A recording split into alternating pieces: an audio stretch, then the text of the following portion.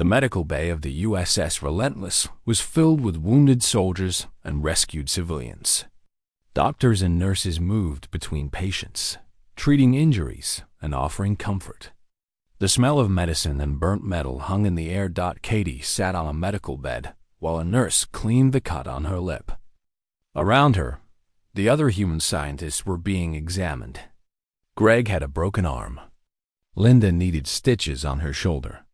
Tony had a concussion. But they were alive.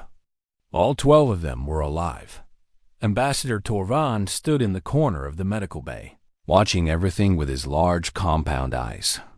He had never seen anything like this before. The humans around him were exhausted, injured, and grieving for their fallen soldiers. Yet somehow, they also seemed proud. Happy, even. A young Marine walked past, his arm in a sling. He noticed Torvan and stopped.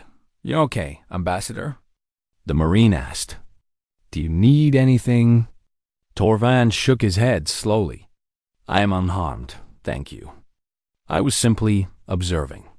The Marine nodded and continued on his way, as if helping an alien diplomat was the most normal thing in the world.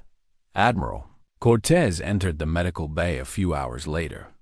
He had spent the time since the battle directing rescue operations, recovering escape pods, and counting the dead. 214 human lives lost. Each one was a name he would have to memorize, a letter he would have to write, a family he would have to notify. But first, he wanted to see the people they had saved. He found Katie sitting alone, staring out a small window at the stars. The gas giant Kethris 7 glowed softly in the distance, its clouds swirling in endless storms. "Dr. Morrison?" he said gently. Katie turned to look at him. She recognized the rank symbols on his uniform.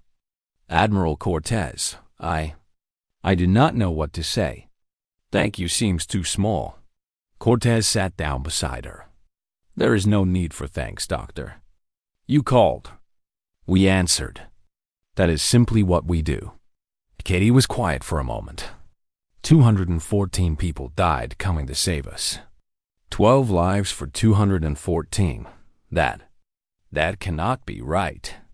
That cannot be fair. Cortez looked at her with understanding in his eyes. "Dr. Morrison, let me tell you something. Every person in this fleet volunteered for this mission. Every single one. They knew the risks. They knew some of them would not come home. And they came anyway. But why?" Katie asked. "Why would they die for strangers?" Cortez considered the question carefully before answering. "Because that is what makes us human. We protect each other. Not because it is logical.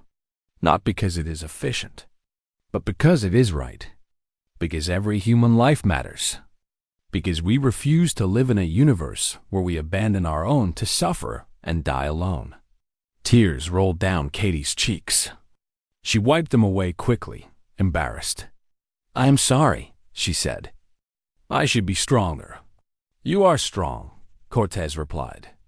"You survived. You kept your people together. You sent the signal that saved all of your lives. That took courage." He stood up and placed a hand on her shoulder. "Rest now, Doctor. We will have you home soon." As Cortez left the medical bay, he found Ambassador Torvan waiting for him in the corridor. The Valori diplomat looked troubled, his antennae twitching nervously. "Admiral," Torvan said, "may I speak with you?" Cortez nodded. "Of course, Ambassador. Walk with me." They moved through the corridors of the Relentless together. Around them, crew members worked to repair damage and care for the wounded. The ship felt tired but proud. "I have been observing your people," Torvan began. "I have been trying to understand what I witnessed today. I must confess, Admiral, I am having difficulty." "What troubles you?" "You came for 12 people," Torvan said. 12 ordinary researchers. You brought 93 warships. You fought a battle that cost hundreds of lives. You risked everything." He stopped walking and looked at Cortez directly. "My government would never do such a thing. No government in the Galactic Concord would do such a thing. The cost is too high. The logic is wrong. Cortez smiled slightly. Ambassador, you are right. The logic is wrong. By any rational calculation, what we did today makes no sense. We should have negotiated. We should have paid ransom. We should have waited for a better opportunity. Then why did you not? Because we are not purely rational creatures, Cortez replied. We are humans. We evolved on a world that was trying to kill us every moment of every day. We survived by sticking together, by protecting our tribe, by never abandoning those who needed us. He resumed walking, and Torvan followed. When I was young, Cortez continued, my grandmother told me a story. She said that long ago, on ancient Earth, our ancestors lived in small groups on dangerous plains filled with predators. They had no claws, no fangs, no armor. They were weak compared to the beasts that hunted them. But they had something else. They had each other. They knew that if one of them was hurt, the others would carry them. If one of them was lost, the others would search for them. If one of them was in danger, the others would fight for them. He stopped at a window and looked out at the stars. That instinct, that bond, is written deep in our nature. It is who we are. When Dr. Morrison sent her signal, she was calling out to her tribe. And her tribe answered. Not because it was smart, not because it was safe, but because that is what tribes do. Torvan was silent for a long moment. Then he said something that surprised Cortez. I envy you, Admiral. Cortez raised an eyebrow. Envy? Why? My species lives for 300 years. We have colonized dozens of worlds. We have achieved great things in art and science and philosophy. But we have never had what you have. We have never had that connection, that willingness to die for each other, that loyalty that goes beyond logic. He touched his chest with a thin, trembling hand. When the Kreth attacked the station, my first thought was to save myself. I looked for a place to hide. I calculated my chances of survival. I thought of ways to negotiate, to bargain, to surrender. His voice grew quiet with shame. But your Dr. Morrison? Her first thought was to warn her people, to call for help, not for herself, but for others. Even when she had no reason to believe help would come. Cortez put his hand on the ambassador's shoulder. That is not something to feel shame about, Ambassador. Your instincts are different from ours. That does not make them wrong. It just makes them different. Perhaps, Torvan replied. But I think I understand now why the galaxy fears your kind. Fears us? Yes, not because you are violent, though you can be. Not because you are powerful, though you are growing stronger every day. But because you are loyal, because you will not stop, because you will never give up on your own. His compound eyes met Cortez's gaze. The Kreth thought they were taking hostages. They thought they were gaining leverage. Instead, they awakened something terrible. They awakened the fury of a species that would cross 600 light years and sacrifice hundreds of lives for 12 strangers. Torvan shook his head slowly. No wonder they call you Deathworlders. You are not just creatures who survived a deadly planet. You are creatures who carry that deadliness inside you, that refusal to accept defeat, that unstoppable determination. And you use it not for conquest, but for protection. That is terrifying, Admiral. And it is beautiful. Cortez did not know what to say. He had never thought of humanity in those terms. To him, they had simply done what needed to be done. But perhaps that was exactly Torvan's point. Somewhere across the galaxy, word of the battle was spreading. Species that had dismissed humanity as newcomers were suddenly paying attention. The Kreth Dominion was withdrawing from 3 contested systems. The Galactic Concord was discussing a formal alliance with Earth, and in 100 alien capitals. Leaders asked themselves the same question. What kind of species sends 93 warships to save 12 civilians? The answer was simple: humans. The sky tore open with light, and hope came screaming through. Admiral Lisa Monroe stood on the bridge of the USS Sentinel as her second fleet dropped out of hyperspace directly behind the Keth formation. 18 fresh warships, their weapons fully charged, their crews hungry for battle. All ships fire at will, she ordered. The Keth fleet, caught between two human forces, erupted in chaos. War leader Keseth watched in horror as his rear guard was torn apart by the newcomers. Ships that had been moments from victory now found themselves fighting for survival. Commander Cole felt his heart surge with relief as he saw the second fleet's markers appear on his tactical display. All units, push forward. They're trapped between us. Show them what happens when you threaten our friends. The battle turned in an instant. The Keth, outnumbered now and surrounded, began to falter. Their formation broke as captains tried to find a way to escape the trap. But Keseth was not finished. He had not conquered 12 worlds by giving up when things became difficult. If he could not win in space, he would win on the ground. Launch the dropships, he ordered. All assault troops to the surface. Take the capital. Kill their leaders. Hundreds of Keth dropships fell toward Ashara Prime like burning meteors. The human fleet tried to stop them, but too many slipped through the defensive fire. They crashed into the streets of the capital city, and Keth soldiers poured out, weapons blazing. The Valari had no army. They had city guards who carried ceremonial weapons and had never seen real combat. Against the hardened Keth shock troops, they fell like grass before a storm. Captain Cruz heard the reports coming in from the surface and made his decision immediately. All available Marine units, prepare for combat drop. We're going down there. Lieutenant Kevin Drake was already suiting up when Cruz reached the hangar bay. The big Marine was checking his rifle with calm, practiced movements. Around him, 50 other Marines were doing the same.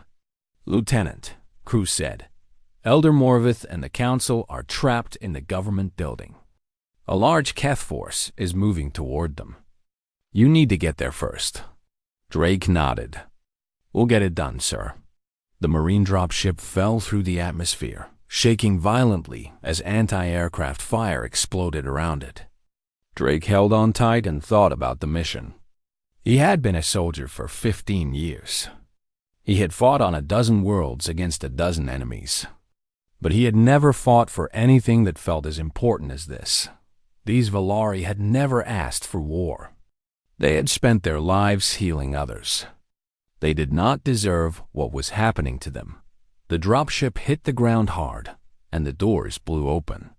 Drake was the first one out, his boots hitting the broken street as he scanned for threats. The capital city was burning. Smoke filled the air. Somewhere nearby, he could hear weapons fire and screaming. Move out, he ordered. Stay tight. Watch the rooftops. They ran through the ruined streets toward the government building. Everywhere they looked, they saw destruction. Bodies lay in the gutters. Buildings had collapsed from weapons fire. The Keth were not here to conquer. They were here to destroy. Drake's squad reached the main plaza just as the Keth assault force was surrounding the government building. At least 200 enemy soldiers were setting up positions, preparing to storm the entrance where a handful of Valari guards were making their last stand. 50 against 200, one of Drake's Marines muttered. Great odds. Drake smiled grimly. I've had worse. Set up firing positions. We hit them hard and fast. No mercy. The Marines opened fire from behind the Keth lines. Their weapons were superior, their training was better, and they had the element of surprise. The first volley cut down 30 Keth soldiers before they even knew what was happening. The battle for the government building became a nightmare of close combat. The Keth outnumbered the Marines 4-1, but the humans refused to fall back. They fought from building to building, room to room, using every trick they knew to hold the enemy at bay. Drake himself killed 14 Keth soldiers in the first 10 minutes. He moved through the smoke like a ghost, appearing suddenly to strike down enemies before vanishing again. His Marines followed his example, fighting with a fury that shocked the Keth, but numbers told. The Marines began to fall. One by one, they went down, wounded or killed. Drake took a plasma burn across his shoulder that nearly dropped him. He gritted his teeth against the pain and kept fighting. Inside the government building, Elder Morvith and his council huddled in the central chamber. They could hear the fighting outside, getting closer with every passing minute. The Valari guards at the doors looked terrified. They knew they could not stop what was coming. Then the doors exploded inward, and Keth soldiers poured through. Morvith closed his eyes, ready for death. He had lived a long life. He had served his people well. If this was the end, he would face it with dignity. But death did not come. Instead, he heard human voices shouting and the roar of human weapons. He opened his eyes to see Lieutenant Drake standing in the doorway, his rifle blazing, his uniform torn and burned. Behind him, a handful of Marines fought with desperate courage against the Keth force. The fighting was brutal and brief. When it was over, 12 Keth soldiers lay dead in the council chamber. Drake stood over Morvith, bleeding from 3 wounds, swaying on his feet but refusing to fall. "Are you hurt, sir?" Drake asked. Morvith stared at the human soldier in amazement. "You came for us. You came through all of that for us." Drake smiled through the pain. "That's the job, sir." He collapsed a moment later, his strength finally giving out. The surviving Marines rushed to their lieutenant's side, applying medical aid with practiced hands. Outside, the tide was turning. Human reinforcements were landing across the city. The Keth assault force, cut off from their fleet and facing growing resistance, began to break. Some tried to flee. Some surrendered. Some fought to the death dot in orbit. Admiral Monroe's fleet was crushing what remained of the Keth armada. War leader Kesseth, seeing his defeat was complete, tried to escape in his flagship. The USS Guardian cut him off and disabled his engines. Kesseth was captured alive.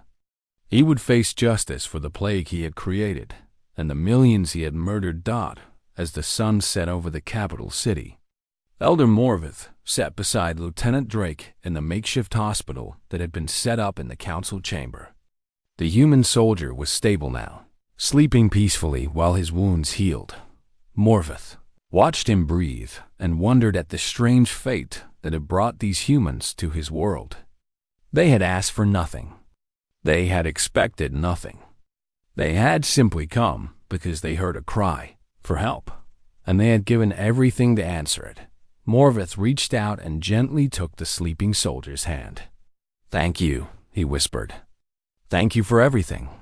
Outside, the stars were coming out, and human ships still circled in the sky, watching over the world they had saved.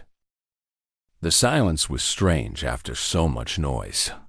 For days, the skies of Ashara Prime had been filled with fire and thunder. Now there was only the soft wind and the distant sound of reconstruction crews clearing the rubble. Elder Morvith walked through the capital city and saw. His world changed forever. Buildings that had stood for 1,000 years were now ruins. Streets that had known only peace were scarred with the marks of battle. Everywhere he looked, he saw damage that would take generations to repair. But his people were alive. The plague was being cured. The Keth were gone. And for all of this, he had the humans to thank. The cost of the battle was enormous. Admiral Monroe's staff had given him the numbers, and each one felt like a knife in his heart. 14 human ships destroyed. Over 2,000 sailors dead. On the ground, nearly 300 Marines had given their lives defending a world they had never seen before. 2,000 lives. 2,000 families back on Earth who would never see their loved ones again. 2,000 futures erased so that the Valari could have a future of their own. Morvith did not know how to carry such a debt. He did not know if it could ever be repaid. The memorial service was held in the great plaza at the center of the capital. It was the same plaza where the fiercest fighting had occurred, where Lieutenant Drake and his Marines had held the line against impossible odds. The scars of battle were still visible on the surrounding buildings, but the plaza itself had been cleared and cleaned. Thousands of Valari gathered to pay their respects. They stood in silence as human honor guards carried the flags of the fallen. They watched as soldiers they had never met were remembered with words of love and grief. Captain Daniel Cruz stood at the front of the gathering with Admiral Lisa Monroe and the other surviving officers. His uniform was clean and pressed, but exhaustion showed in his eyes. He had not slept properly since the battle began. Commander Nathan Cole was not there. He had died on the third day of fighting, when his ship was destroyed covering the retreat of 2 damaged cruisers. His crew had survived because of his sacrifice. He had not. Admiral Monroe stepped forward to address the crowd. Her voice was steady, but those who knew her could hear the pain beneath the words. "We came here because we heard a cry for help," she said. "We did not know the Valari. We had no treaties with them. We had nothing to gain from fighting for them. But they needed help, and we answered." She paused and looked out at the sea of Valari faces. Many of them were crying. Many were holding the hands of children who had been saved from the plague. Children who were alive because human doctors had worked day and night to find a cure. 2,000 of our people will never go home, Monroe continued. They will never see their families again. They will never grow old. They gave their futures so that your people can have a future. This is not a debt we ask you to repay. This is a gift we give freely, because it is right. She stepped back, and the Valari orchestra began to play. The music was ancient and beautiful, a song of mourning that the Valari had sung for their dead for 10,000 years. But today, they sang it for humans. After the service, Elder Morvith found Lieutenant Drake standing alone at the edge of the plaza. The Marine was leaning on a crutch, his wounds still healing. His face was solemn as he watched the crowd slowly scatter. "Lieutenant," Morvith said, approaching him carefully, "you should be resting." Drake shook his head. "I wanted to see them. The ones I couldn't save." Morvith understood. He had felt the same way many times, losing patience when he was a young doctor, before he entered politics. The weight of failure never truly went away. "You saved my life," Morvith said. "You saved my entire council. You fought through an army to reach us." "I lost 12 good people getting there," Drake replied. 12 people who trusted me to bring them home." Morvith was silent for a long moment. Then he reached out and placed his hand on the Marine's shoulder. "I have lived for almost 200 years, he said. "I have seen many things. I have known many species. But I have never met anyone like your people. You fight for strangers. You die for those who can give you nothing in return. You carry the weight of your sacrifices with honor and with grief." He looked into Drake's eyes and spoke with absolute sincerity. "Your people are not just warriors. You are something much rarer. You are protectors.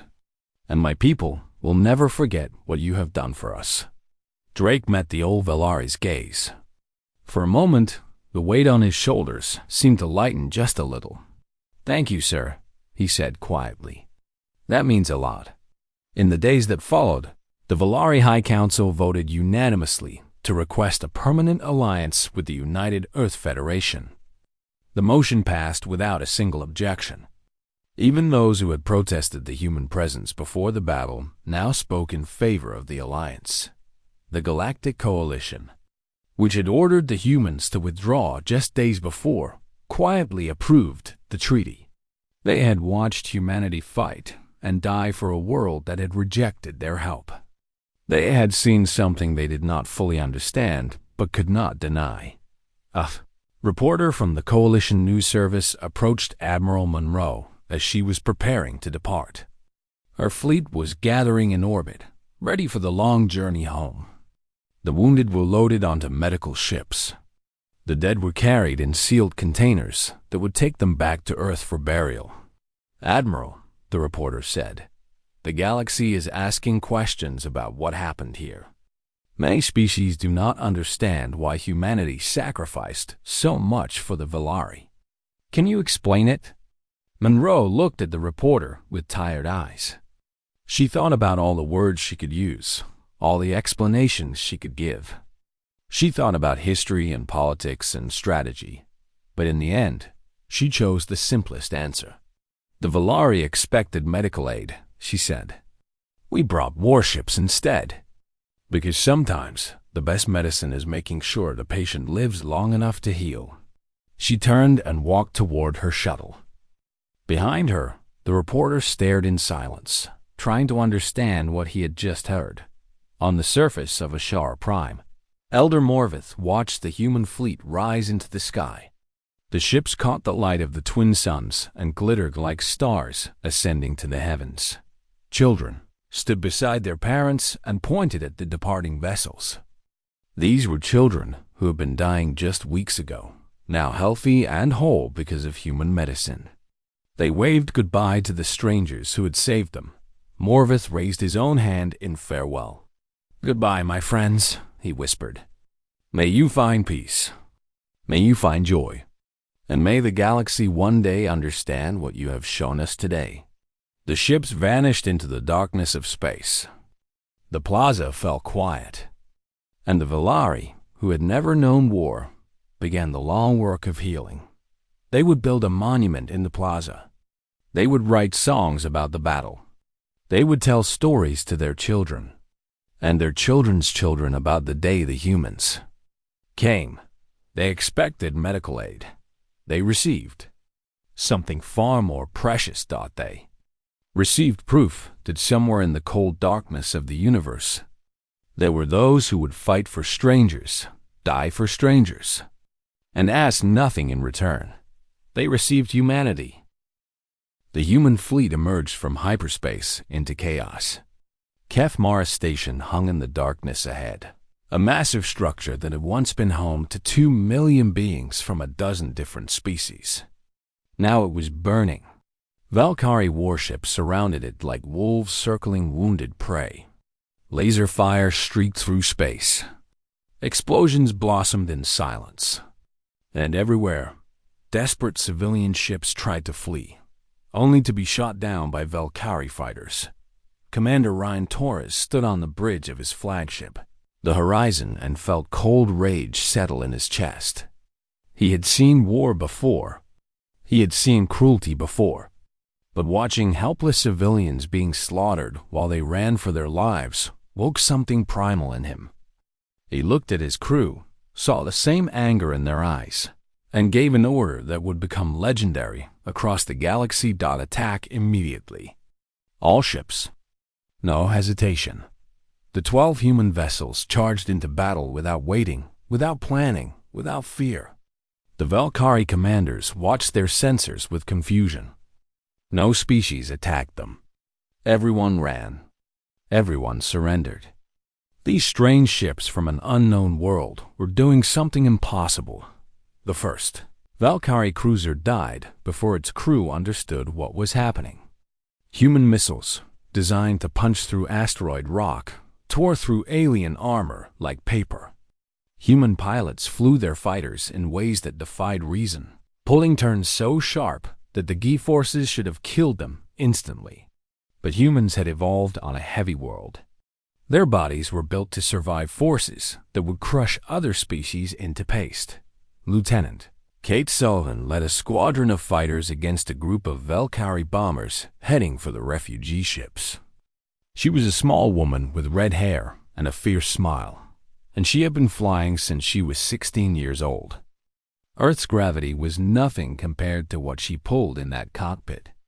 She pushed her fighter to its limits and beyond, screaming through maneuvers that made her vision go gray at the edges. A Valkyrie missile found her ship. Half her cockpit was ripped away, exposing her to the vacuum of space. Any other species would have died instantly. Kate held her breath. She remembered her training, remembered that humans could survive in vacuum for almost 2 minutes if they stayed calm. She was not calm. She was furious. But she kept flying anyway. Her targeting computer was destroyed, so she aimed by eye. Her flight suit was torn, so she felt the cold of space seeping into her bones. But she refused to die. She refused to let those bombers reach the civilian ships. She lined up her shot and fired. The lead bomber exploded. Then the second. Then the third. Kate destroyed 5 enemy ships in 90 seconds while holding her breath in hard vacuum. When she finally pulled back to dock with the horizon, her lips were blue and ice crystals had formed on her skin. The medic said she should be dead. She told them she was too angry to die. Meanwhile, Marine Sergeant Chris Dalton was leading a boarding party onto a captured Valkyrie cruiser. The enemy had taken prisoners from the station, and the human fleet was not going to leave them behind. Chris was a big man with gentle eyes and hands that could crush metal. He had joined the Marines to protect people, and today he was going to do exactly that. The Valkyrie were tall creatures, covered in natural armor and sharp spines. They were bred for combat, stronger and faster than most galactic species. They had never lost a ground battle in their entire history. They had never faced humans. Chris and his team cut through the cruiser like a storm. The Valkyrie fought back with everything they had, but nothing they did seemed to work. They shot the humans, and the humans kept coming. They stabbed the humans, and the humans kept coming. One Marine took a blade through his shoulder and simply snapped the blade off, then kept fighting with the broken metal still embedded in his flesh. The Valkyrie soldiers started to panic. Their training had not prepared them for enemies who did not stop. Their instincts screamed at them to run from these monsters who felt pain but ignored it, who bled but refused to fall. For the first time in their conquest of the galaxy, the Valkyrie knew fear. Chris found the prisoners in the lower decks. Hundreds of aliens from the station, mostly Elthians and other peaceful species, huddled in cells. They screamed when they saw him, convinced that another monster had come to hurt them. But then they saw him break the locks with his bare hands. They saw him pick up an injured Althian child with gentleness that seemed impossible for a creature so strong. They heard him speak soft words of comfort in a language they did not understand but somehow felt. The prisoners followed the humans back to the shuttle. Along the way, they saw things they would never forget. They saw humans shielding alien bodies with their own. They saw humans taking wounds meant for others. They saw a species that fought like demons, but protected like angels. The battle lasted 4 hours. When it ended, the Valkyrie fleet was destroyed. Every single enemy ship was either blown apart or captured. The human fleet had lost 2 ships, hundreds of crew members, and countless fighters. But Kethmara Station was saved. The refugees survived. And across the galaxy, word began to spread. The Confederation forces who had been defending the station stared at their saviors with something between awe and terror. They had read the files about Earth. They had seen the warnings about the Deathworlders. But nothing had prepared them for the reality. These humans had done in 4 hours what the entire Confederation military had failed to do in 6 months of fighting. Commander Torres stood on the station's observation deck after the battle, looking out at the wreckage floating in space. He was tired. He was wounded. He had lost good people today. But he had also saved millions of lives, and that was worth any price. An Althian elder approached him slowly, still afraid of the human despite everything. The elder asked a question that Torres would hear many times in the coming months. She asked how humans could be so deadly and yet so willing to sacrifice themselves for strangers. Torres thought about the question for a long moment. Then he gave the only answer that made sense to him. He said that humans knew what it was like to be afraid. They knew what it was like to be hunted, to be helpless, to watch loved ones die. That was why they fought so hard to protect others, because they remembered what it felt like to need protection themselves. The elder nodded slowly, not fully understanding, but accepting. She welcomed humanity to the galactic stage. She did not know that this was only the beginning. The real war had not yet begun. News of the Battle of Kethmara spread across the galaxy faster than light itself. Every species, every world, every outpost heard the same incredible story. A fleet of strange creatures from a death world had appeared from nowhere and destroyed a Valkyrie attack force in hours. The invincible conquerors had been beaten. Hope was alive again. Commander Ryan Torres established humanity's forward base on Kethmara Station. The damaged sections were sealed off, and what remained became the headquarters for the growing human presence in the galaxy. Ships from Earth arrived weekly, bringing supplies, weapons, and most importantly, volunteers. Thousands of men and women left everything behind to fight in a war that was not theirs. For people they had never met.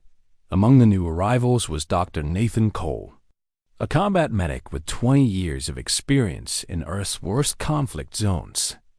He was a quiet man with steady hands and eyes that had seen too much death. He came to the station expecting to treat wounded humans. What he found instead changed his understanding of medicine forever.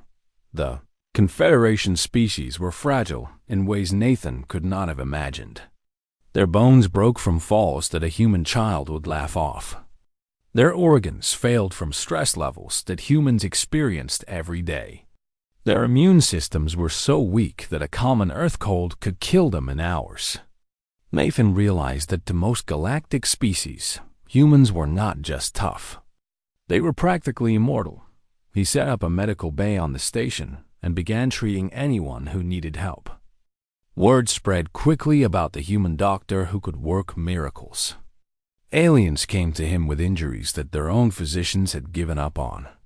Nathan saved them with techniques that seemed like magic but were just standard Earth medicine applied to bodies that had never evolved to handle real hardship. One day, a Confederation physician named Vartek asked to observe Nathan treating a wounded human Marine. The Marine had taken shrapnel to the chest and needed emergency surgery. Nathan agreed, thinking nothing of it. What happened next became a legend throughout the Confederation medical community. Nathan performed the surgery without anesthesia. The Marine was awake the entire time, gritting his teeth and making occasional jokes about the quality of the station's food. Vartek watched in horror as Nathan cut into living flesh while the patient simply endured. When it was over, Vartek asked how such a thing was possible. Nathan explained that humans had evolved the ability to push through pain when necessary. It was how their ancestors had survived. Vartek spent the next hour in his quarters, trying to process what he had witnessed. He eventually wrote a report that was read by every physician in the Confederation. The report had a simple conclusion. Humans were not like other species. They were something else entirely. Something that had no right to exist, yet existed anyway. Corporal Megan Harris became famous in a different way. She was assigned to protect a group of Althean refugees while they were being evacuated to a safer world. The transport was ambushed by Valkyrie raiders who had slipped through the defensive lines. When the enemy boarded the ship, Megan was the only soldier on board. She held a corridor for 3 hours. The Valkyrie sent wave after wave of soldiers against her, and she killed them all. She was shot 6 times. She was stabbed 4 times. A grenade exploded near her and filled her body with shrapnel. But she would not fall. She could not fall. Behind her were 200 civilians, including children, and she had promised to protect them. When reinforcements finally arrived, they found Megan still standing, her weapon empty, her body covered in blood, both hers and alien. The corridor was filled with Valkyrie bodies. She had killed 37 enemy soldiers by herself. The medics counted 17 separate wounds on her body. She should have died at least 5 times over. She survived. The Altheans called her the Undying One, and they built shrines in her honor. Megan felt uncomfortable with the attention. She said she had just been doing her job. But the story that truly changed the war involved a young soldier named Ben Castillo.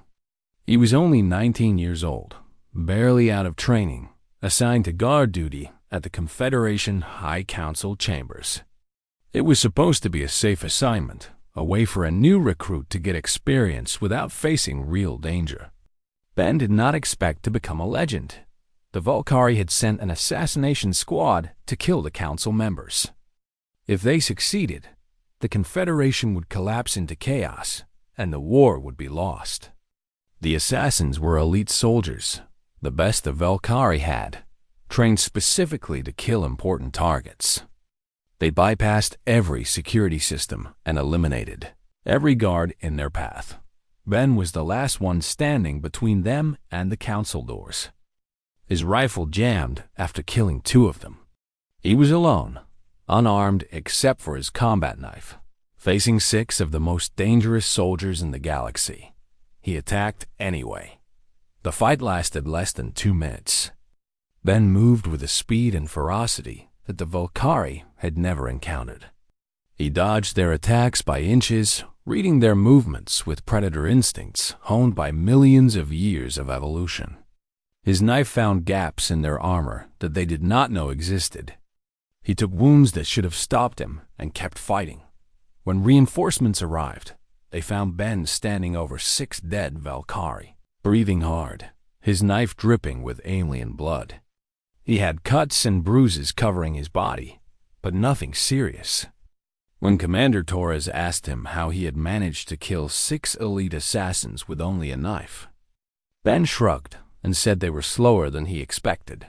The Valkyrie High Command received the battle reports with growing terror. Their intelligence on humans had been catastrophically wrong. They had expected primitives. They had expected easy prey. Instead, they had awakened something ancient and terrible. Creatures forged in the fires of a world that should have killed them. Predators who had clawed their way to the top of the most dangerous planet in the known galaxy. For the first time in their history, the Valkyrie began to doubt. Their soldiers whispered about the Deathworlders in fearful tones. They spoke of humans who could not be killed, who felt no pain, who fought with the fury of cornered animals.